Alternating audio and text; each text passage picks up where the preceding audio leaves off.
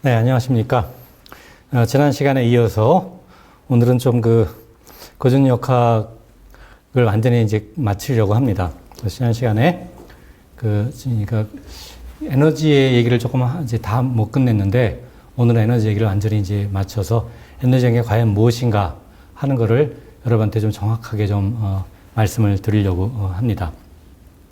자, 지난 시간에 말씀드렸던 걸 잠깐 정리하는 의미에서 다시 한번 이제 말씀을 드려보면은, 자, 우리가 이제 고전역학과 이제 에너지를 말씀을 드렸지 않습니까? 지난 시간에. 자, 정리하면 이런 거죠. 요약하면.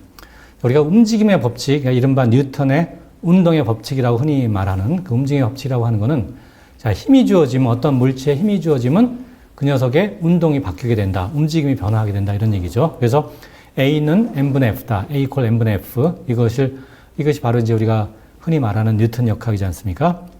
자, 그런데 우리가 여기서 이제 힘을 이제 주로 다뤘는데, 우리가 이걸 조금 생각을 바꿔서 우리가 에너지라는 것을 지난 시간에 정의를 했었죠. 근데 특히 운동 에너지라는 걸 먼저 정의를 했습니다. 그러니까 힘과 이제 힘이 아니라, 그럴 때는 그렇게 정의하게 되면 우리가 에너지 보존 법칙이라는 것을 말할 수 있었거든요. 그러니까 즉 에너지 E라고 하는 놈을 K와 U의 합, K라고 하는 것은 운동 에너지, 영어로는 카이네틱 에너지라고 합니다. 그 다음에 U라고 하는 것은 잠재 에너지, 영어로는 포텐셜 에너지라고 그러죠. 그래서 이 두 개의 합을 우리가 에너지 E, 정확히 말하면 역학적 에너지 E라고 하면은 이것은 변하지 않는다. 그러니까 즉 이거는 일정하다, 콘스탄트다. 여기까지 지난 시간에 공부를 했었습니다. 그랬었죠. 자, 그래서 이거 두 개를 합친 걸 우리가 이제 역학적 에너지라고 이제 부르겠습니다. 역학적 에너지. 운동 에너지와 잠재 에너지의 합.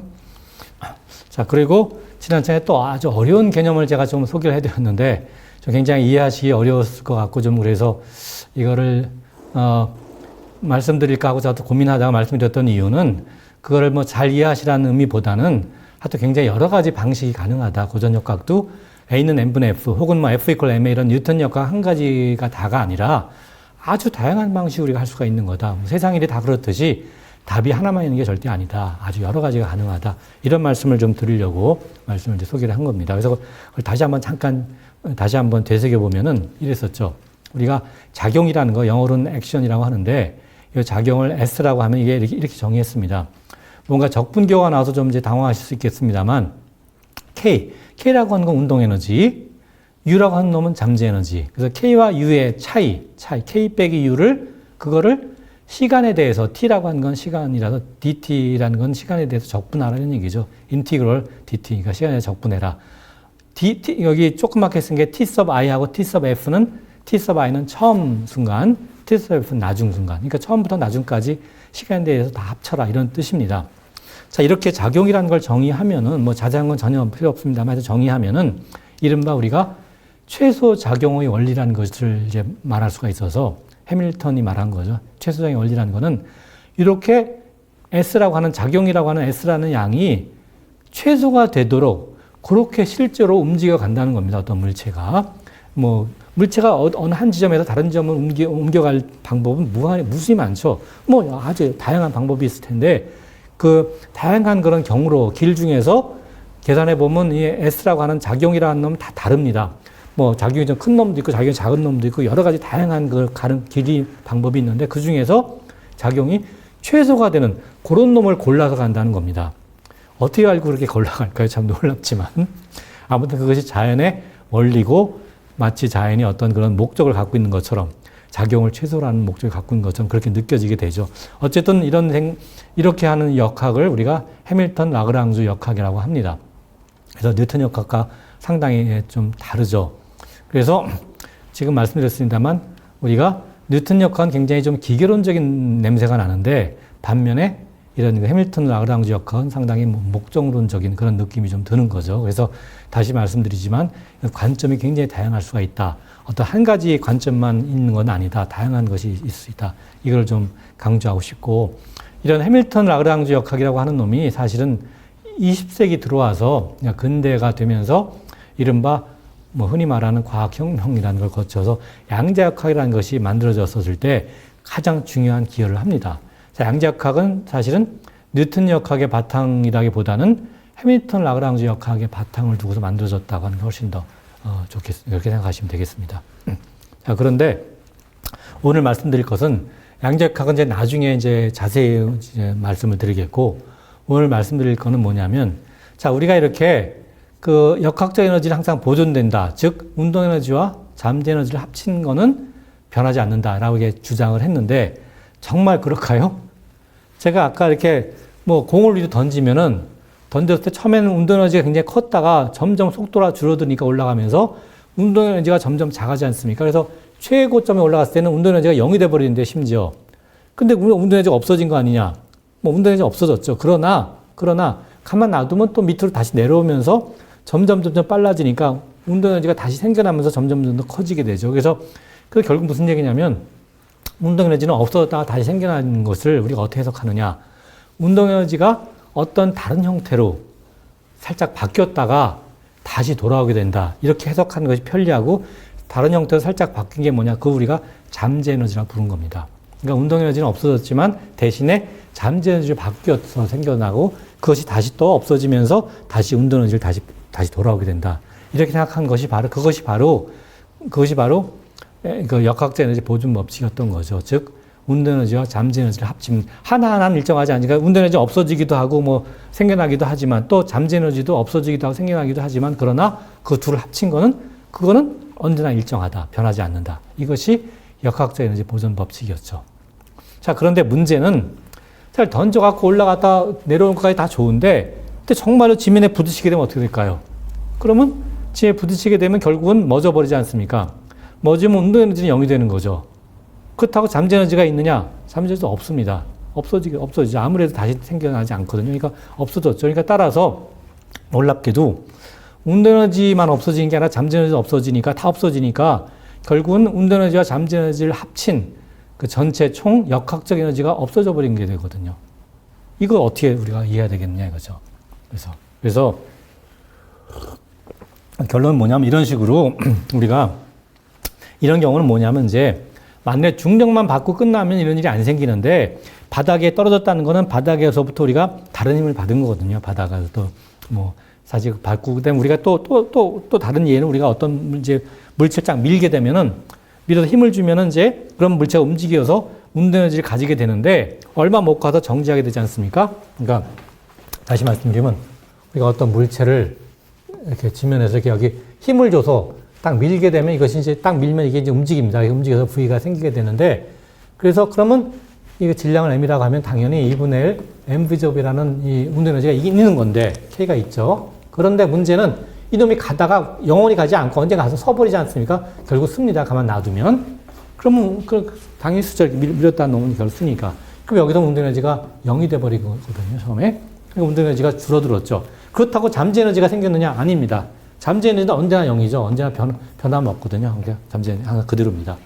따라서 이럴 경우에 결국 뭐냐면 역학적 에너지가 보존이 안 된 거죠. 보존이 안 됐습니다. 없어졌으니까.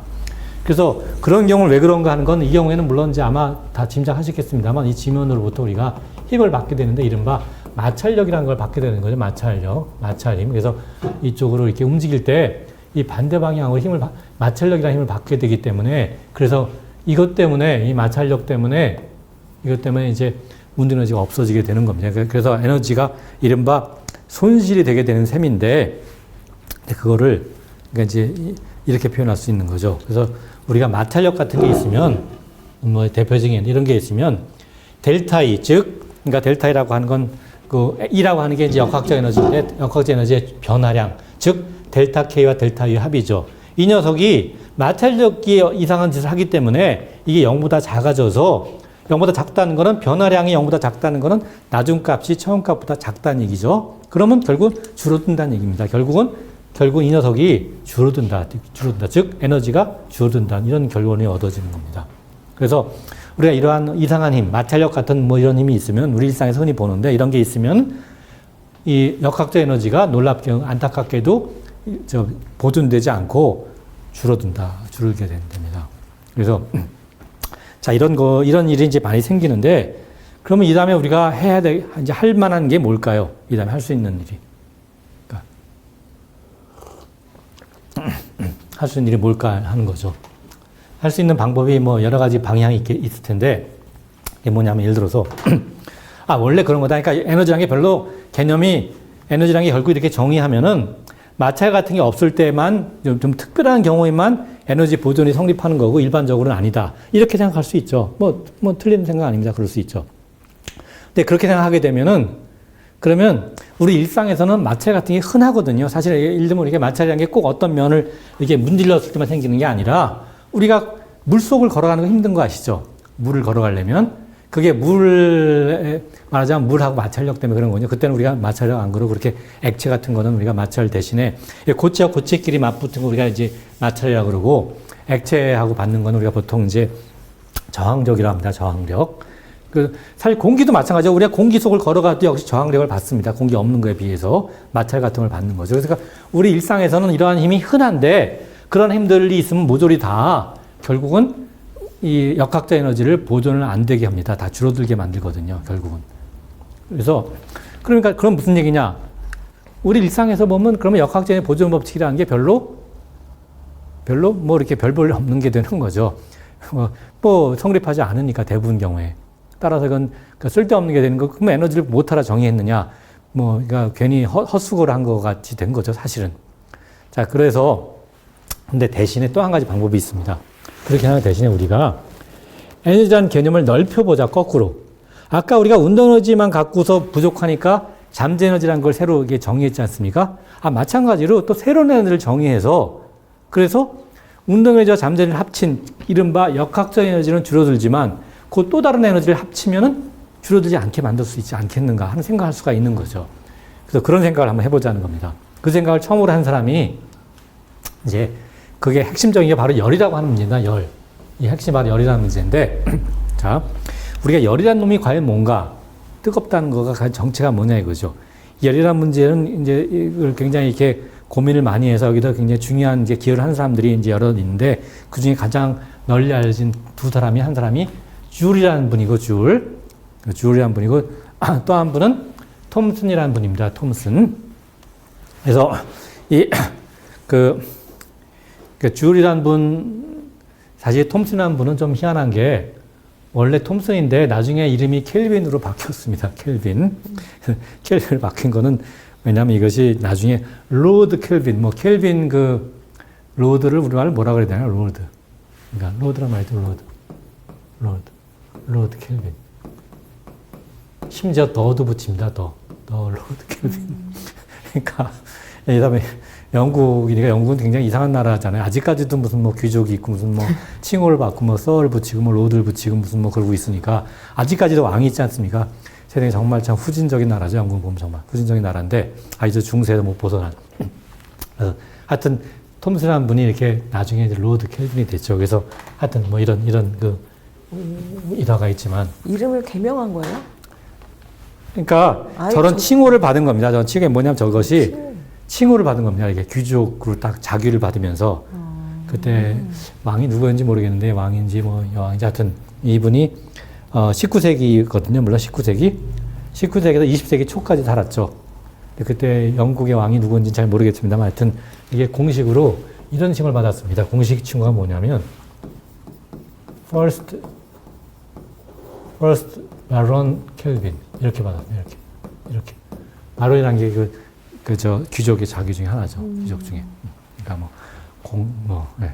그래서 이렇게 받았고, 이것을 이제 새칭 더 로드 켈빈이라고 보통 부르게 된 거죠. 그러니까 참, 영국이 이상한 나라죠. 정말 참. 이해하기 어려운 나라인데. 어쨌든 중요한 거는, 네, 남작이죠, 남작. 공후백자남이라죠. 공작 듀크에서 그 다음에 후작 마르퀴스, 그 다음에 백작이 카운트인가요? 남작이 베런 이렇게 나가죠. 자작이 있죠, 그 사이에. 하여튼 이런 식으로.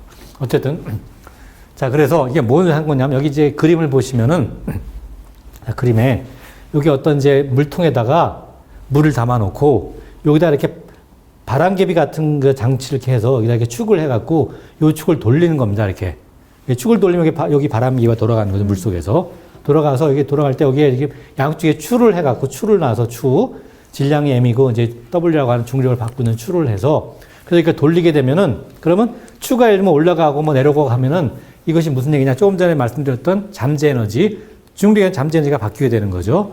그럼 그만큼 에너지가 뭐 생기거나 이제 없어지거나 할 텐데 그 에너지가 어디로 갔냐. 대신에 요걸 젓게 되기 때문에 요 물의 온도가 올라가게 됩니다. 물의 온도가 좀 뜨거워지게 되는 거죠. 약간 좀. 그래서 여기 온도계를, 여기 서머미터가 온도계를 집어넣어서 이제 물의 온도가 얼마 올라갔냐. 이거를 본 겁니다. 그래서 했었을 때, 줄이라는 사람은 이제 여기에 기여를 많이 했기 때문에 우리가 에너지의 단위를 줄이라고 부릅니다. 줄. 보통 이제 J라고 표현하죠. 그래서 에너지 단위라고 하는 건 사실 2분의 mv 제곱이지 여기다 써야 되겠네. 자, 여기서 썼는데. 자, 보시다시피 예를 들어서 질량이 2kg인 놈이 2kg의 어떤 물체가 1m/초, 그러니까 1초에 1m 가는 그런 빠르기로 많이 움직인다고 하면은 그럴 때 우리가 운동 에너지가 2분의 mv 제곱이지 않습니까? 여기다 2분의에다가 m에다가 2kg, v에다가 1을 집어넣으면 이것이 답이 뭐가 되느냐? 1 곱하기 여기 m이 킬로그램이니까 킬로그램에다가 v의 제곱이니까 미터/초의 제곱이지 않습니까? 그러니까 미터 제곱, 초 제곱 이렇게 되는 거죠. 그래서 요 놈을 우리가 다른 말로 줄이라고 씁니다. 줄. 그래서 이게 바로 에너지의 단위거든요. 그러니까 에너지 단위는 킬로그램, 미터 제곱, 초 제곱인데 이거를 길게 쓰기 귀찮으니까 한마디로 J라고 쓰고 줄이라고 있습니다. 줄이라고 있습니다. 줄. 그래서 줄이라는 건 에너지 단위죠. 자, 그런데 오케이.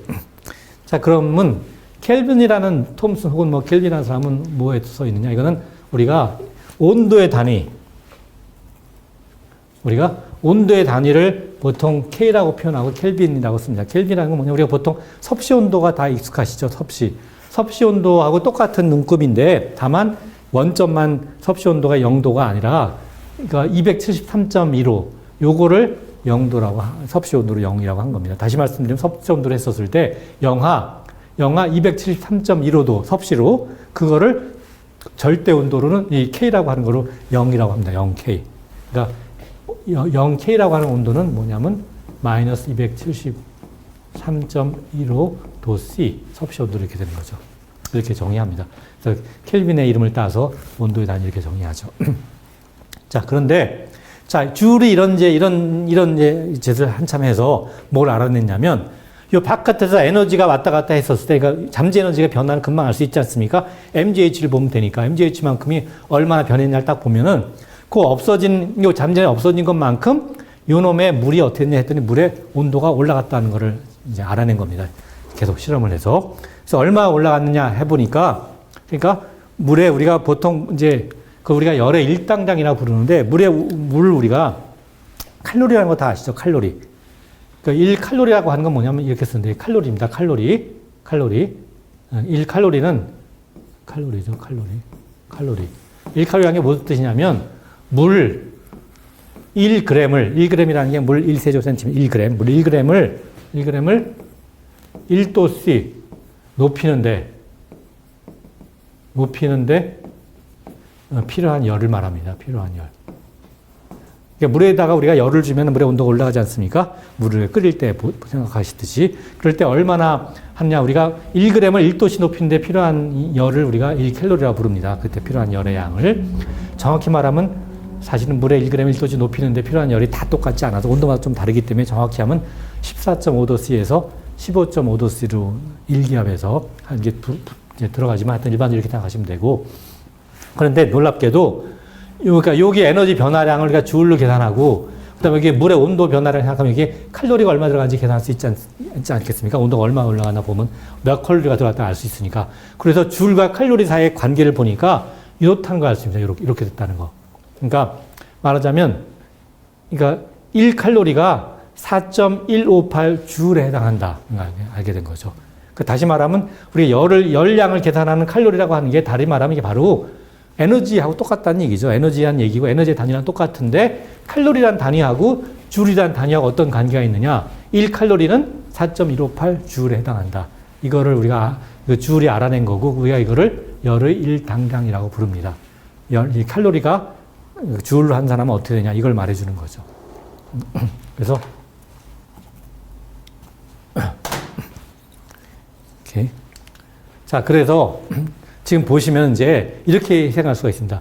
우리가 추의 역학적 에너지, 물론 이제 운동 에너지도 있을 수 있겠고, 천천히 움직이면 운동 에너지는 거의 무시할 수 있겠고, 잠재 에너지가 주겠지만, 하여튼 추의 역학적 에너지가 이 물에 전달이 되는 거거든요. 물의 에너지로 전달이 되는 건데, 그때, 그러니까, 그래서 물이 갖고 있게 되는 에너지를 우리가 물의 내부 에너지라고 부르겠습니다. 내부 에너지. 물이 저장하고 있다는 뜻입니다. 에너지를. 그랬을 때, 그 에너지가 전달되는 거죠. 추위에서 물로 왔다 갔다 하는 건데, 그 에너지 전달하는 방법이 두 가지가 있는 겁니다. 하나는, 지난 시간에 했었던 그런 1이라고 한 거 있지 않습니까?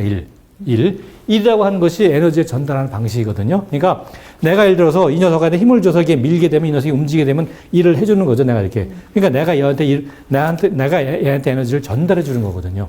그러니까 그래서 그다음에 이거를 이렇게 놔서 떨어지게 되면 중력이 이 녀석한테 일을 주게 되는 거죠. 그래서 이 녀석의 운동 에너지가 커지게 되는 건데, 그러니까 그럴 때는 중력이 얘한테 에너지를 전달해 주는 거죠. 그래서 일이라고 하는 놈이 에너지를 전달하는 그런 방식인 거죠. 방식인데, 이게 다가 아니라 또 하나 방식이 있어서 그게 바로 뭐냐? 바로 열이라고 하는 방식이라는 겁니다.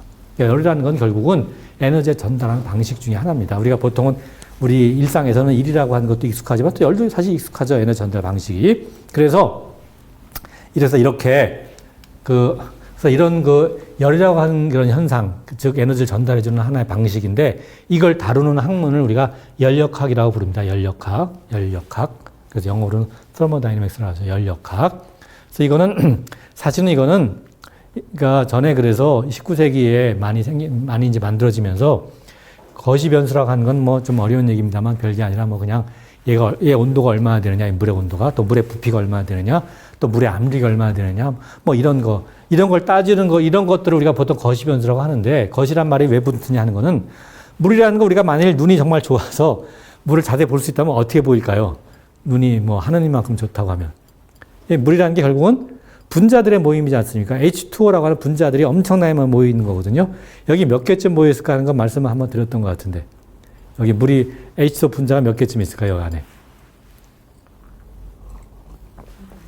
네. 한 10에 한 24승계쯤 있습니다. 10에 24승계. 그러니까 10에 한 24승계. 엄청나게 많죠.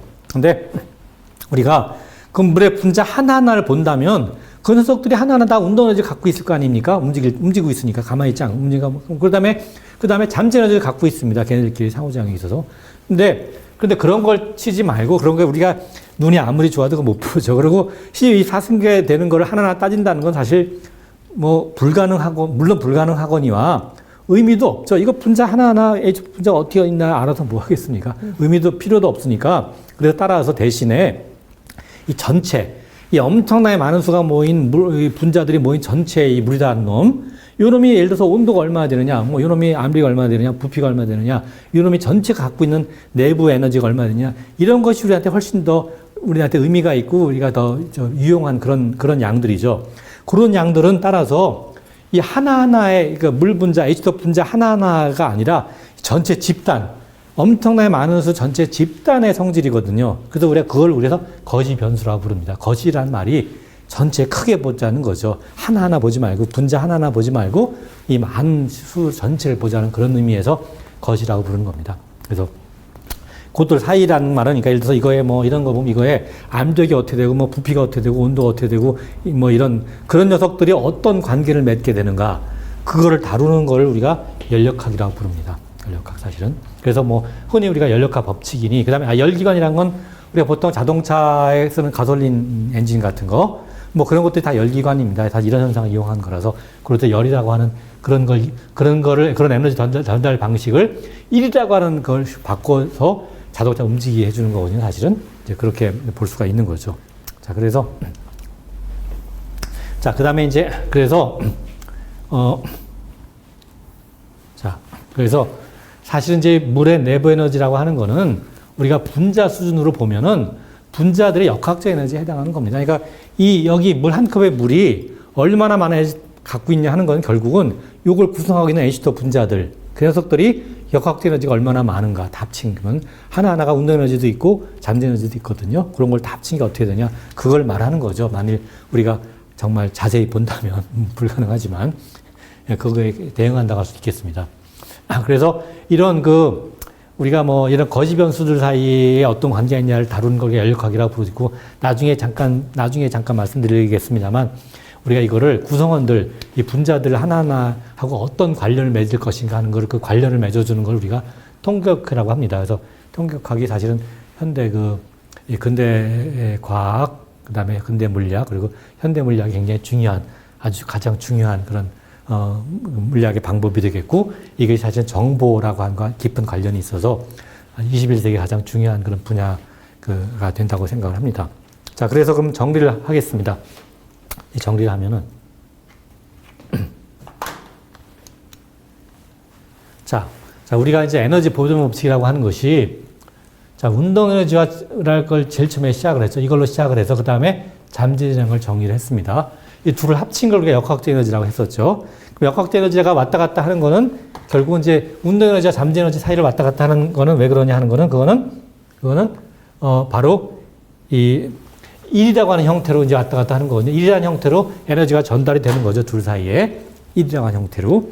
자, 그런데 이게 다가 아니라 이제는 이렇게만 해버리면 우리가 아시다시피 역학 에너지가 보존 안 되는 거 우리가 많이 봤으니까.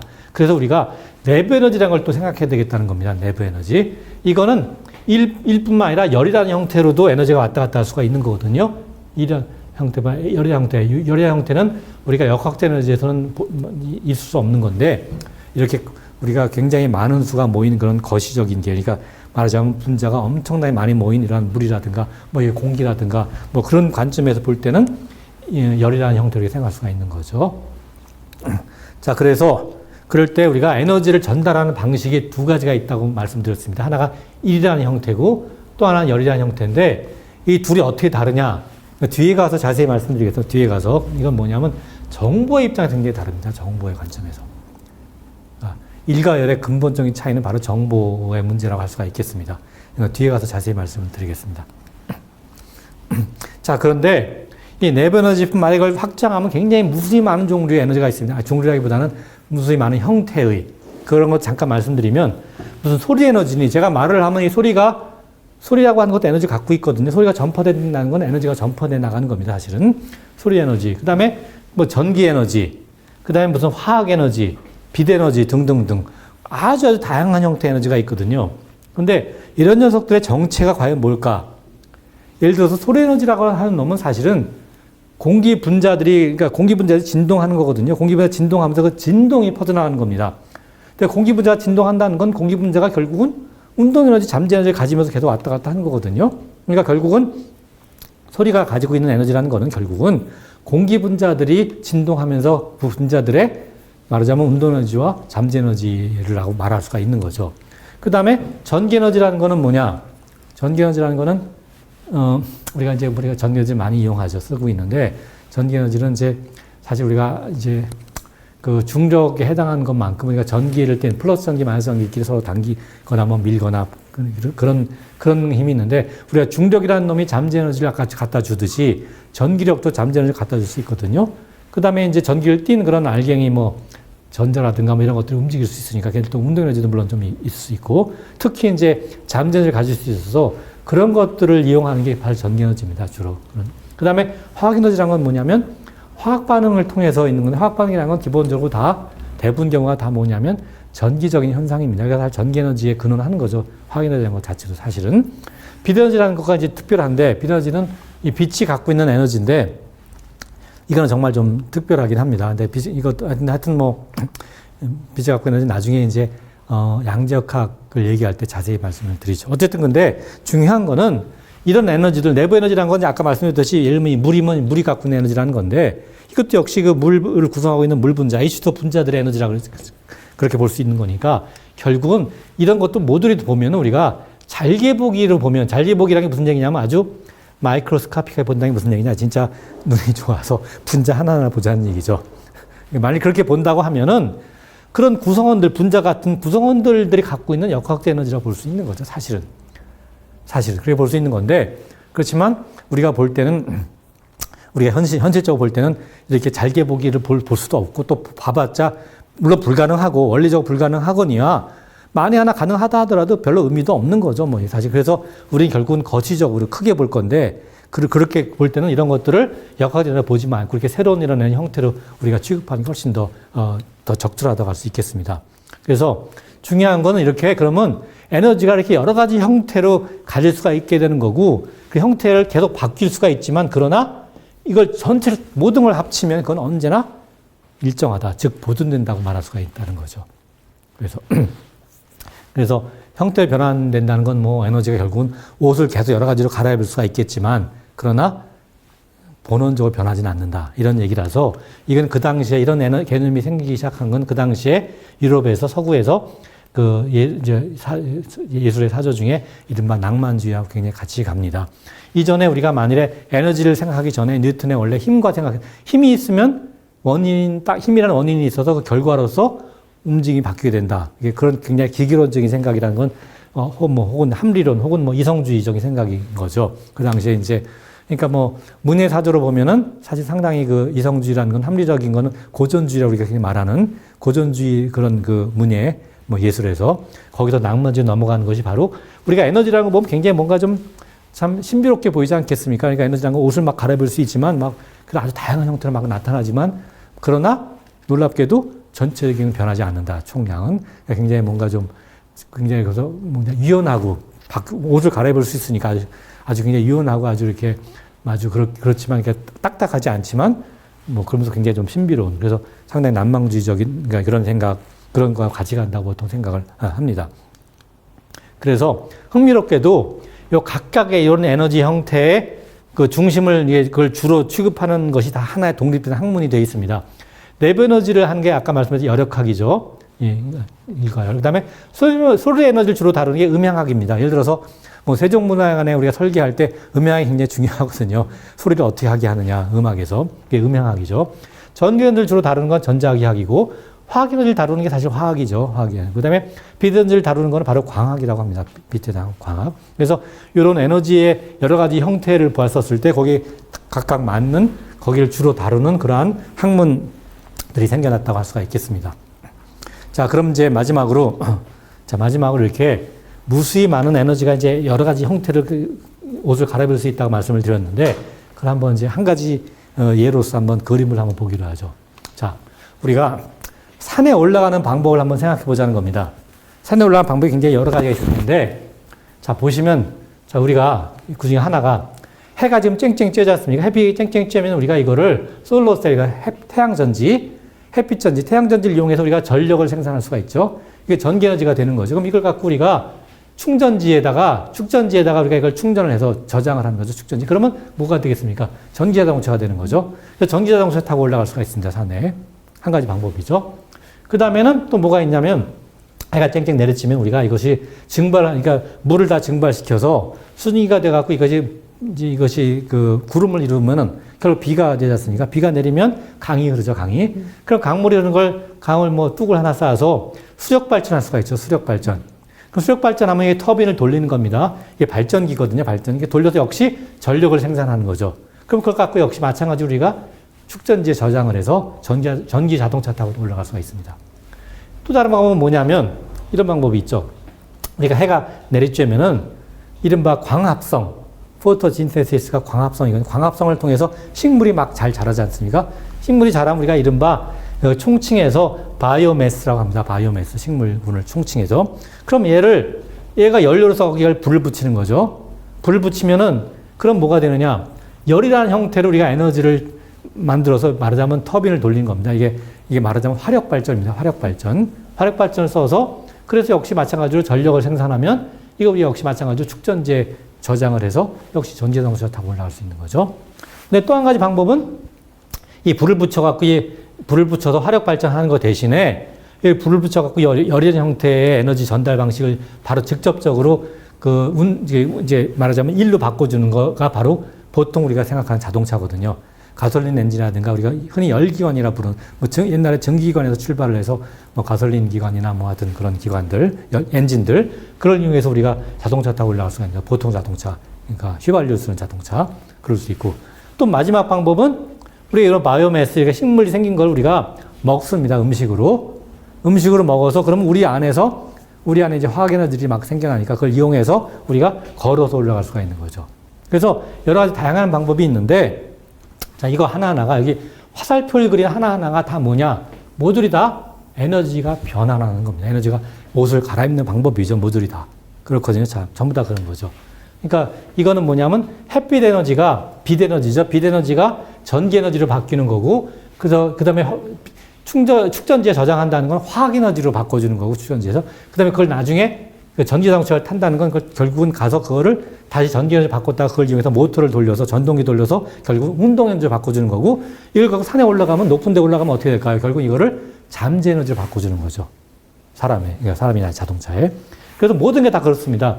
모든 게 다 뭐, 이거는 예를 들어서 빛 에너지를 우리가 그 식물이 화학 에너지로 바꿔주게 되고, 그래서 자기들 저장하는 거고, 우리가 그거를 열이라는 형태로 바꿨다가 뭐 이렇게 하든가, 아니면 이거는 음식을 먹으면 우리 안에서 이거를 화학 에너지를 저장했던 놈을 이용해서 우리가 결국 우리의 근육을 움직여서, 움직이는 과정은 다 전기 에너지입니다. 사실 움직여서 결국 운동 에너지를 통해서 했다가 결국은 위에 올라가면 결국 잠재 에너지가 되는 거죠. 그래서 이런 다양한 방법이 있는데, 흥미로운 거는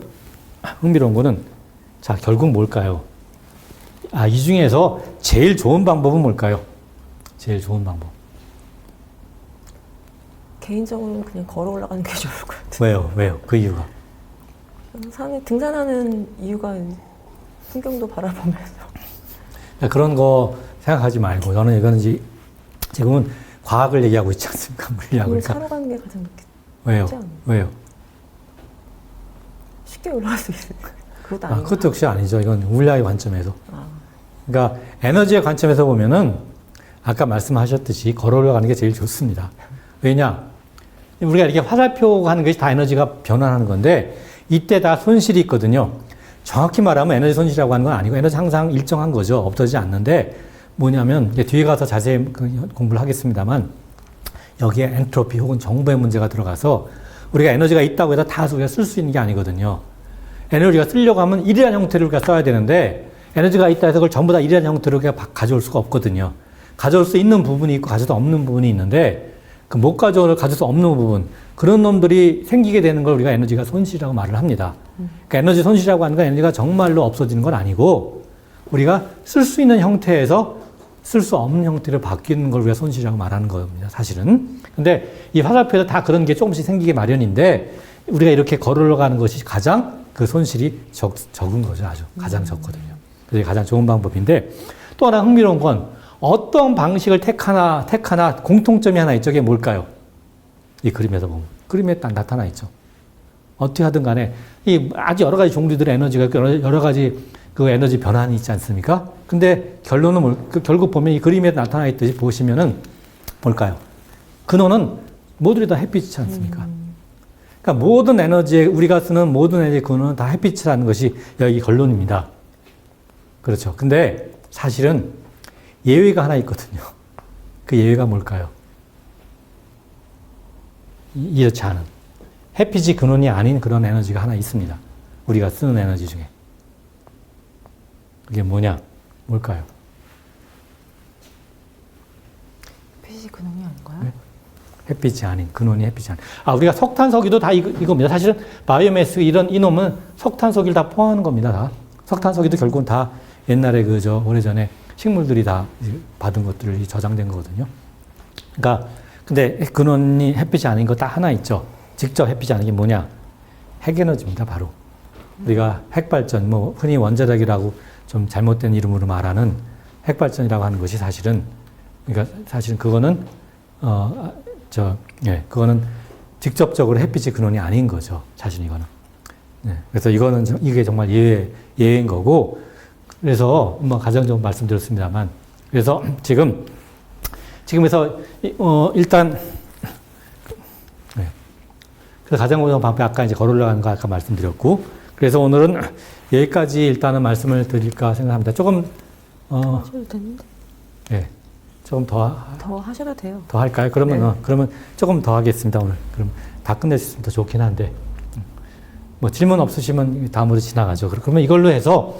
그러면 이제 다 정리하면은, 자, 에너지라고 하는 것이 이제 뭔지 생각 드시겠습니까? 에너지의 출발은 운동 에너지를 정의한 거고, 운동 에너지가 이제 불충분하니까 잠재 에너지를 정의했고, 그걸 합친 걸 우리가 역학적 에너지라고 부르는데 그걸 역시 또 좀 불충분하니까 우리 현실에서는 우리가 내부 에너지라든가 여러 가지 다양한 형태의 에너지를 정의한 거고 그 근원을 우리가 만일에 이제 가장 근원을 다 살펴보게 되면 결국은 물론 다 역학적 에너지라고 생각할 수 있겠지만 그러나 우리가 실제로 다룰 때는 우리가 어떤 구성원들 하나하나를 뭐 원자, 분자 생각하는 게 아니기 때문에 우리가 일상에 생각할 때는 여러 가지 그 옷을 입은 에너지들, 뭐 전기의 형태라든가 무슨 뭐 여러 가지 화학의 형태라든가 뭐 열이라는 거에 전달이라든가 등등등 해서 다양한 형태의 에너지를 쓰게 되면 결국은 에너지라고 하는 것이 형태가 계속 바뀔 수 있다. 즉, 옷을 계속 갈아입을 수가 있다. 그러나 모든 걸 다 합치게 되면 에너지는 언제나 변하지 않다. 불변이다. 더 생겨나지도 않고 없어지지도 않는다.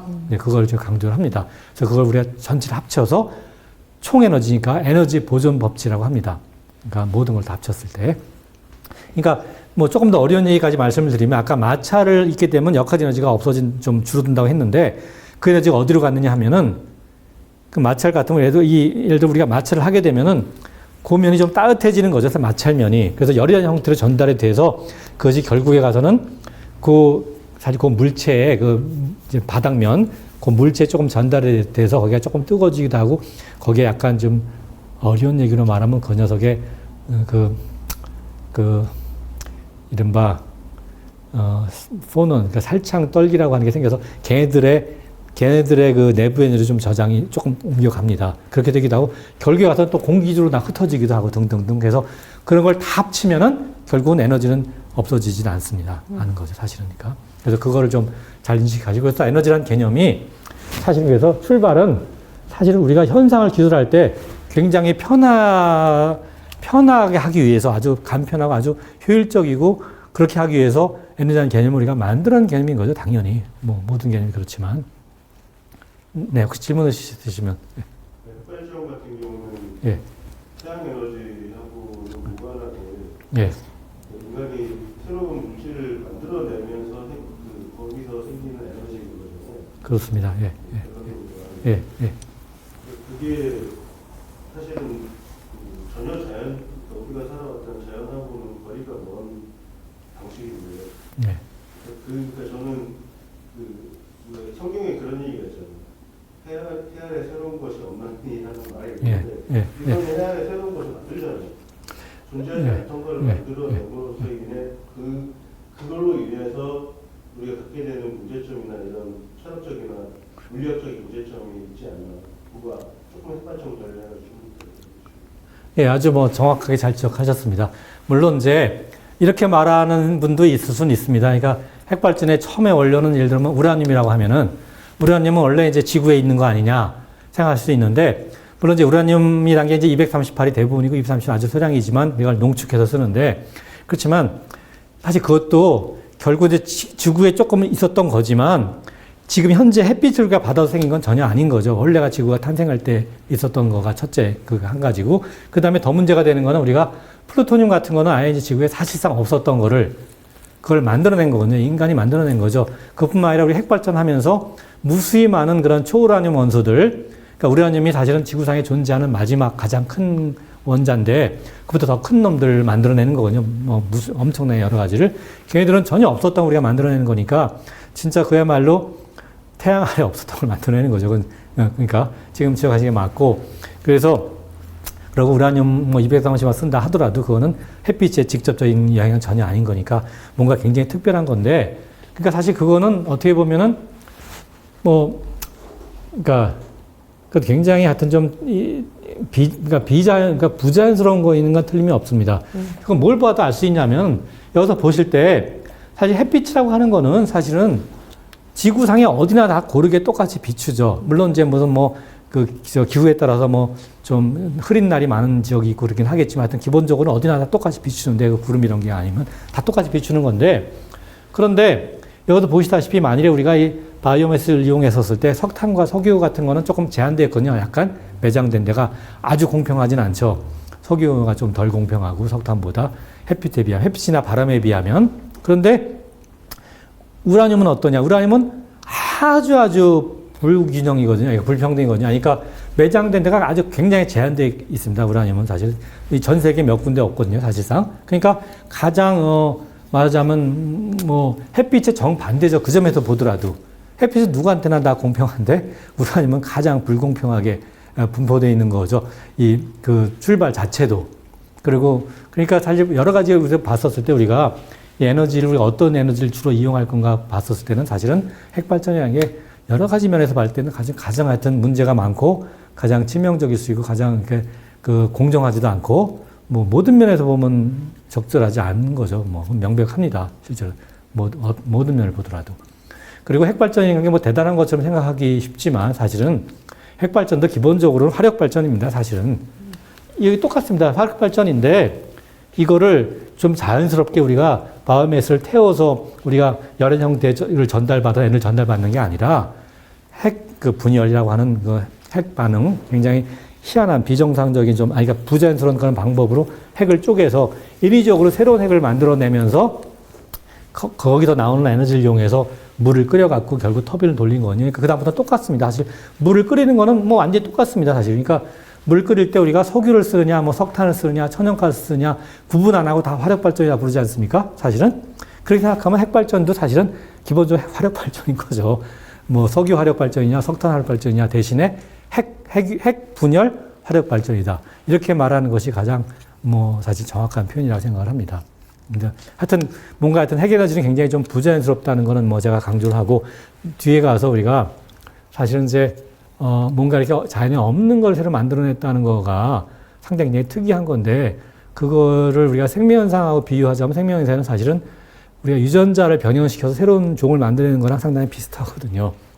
그 문제에 대해서는 사실 상당히 이렇게 좀 우리가 이 과학과 인문학을 다룰 때 좀 상세하게 좀 논의를 하려고 생각을 하고 있습니다. 그 문제는 사실은. 혹시 또 뭐 다른 질문 없으시면은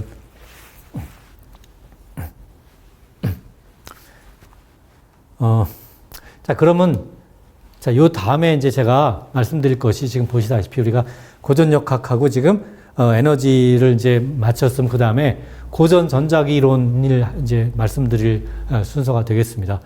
흔히 전기역학이라고 하고 이거는 무슨 얘기냐면 전기 현상 혹은 전자기 현상이라고 하는 거는 조금은 이제 약간은 좀 특별하죠. 우리 일상에서 흔히 경험은 하지만 근데 특별한 게 정말 이건 중요한 현상인 것이 사실은 그러니까 우리가 쓰는 모든 전자기기가 다 여기에 의한 겁니다.